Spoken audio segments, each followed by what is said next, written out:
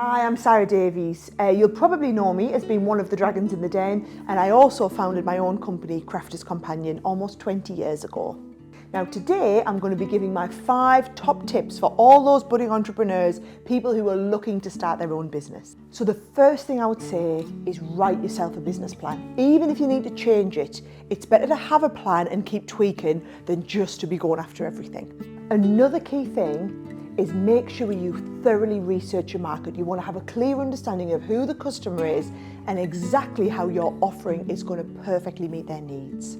In business these days, I find underpinning your marketing efforts with a real community feel makes an enormous amount of difference.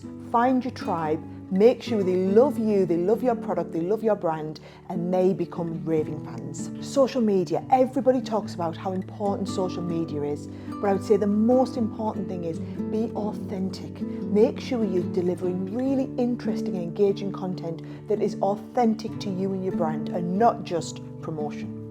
You have to be prepared to work really, really hard. I always say running your own business is not a career choice, it's a lifestyle choice. And you've got to be prepared to give it everything you've got 24/7. And that drive and passion and enthusiasm for the business will be what wins out over everything else.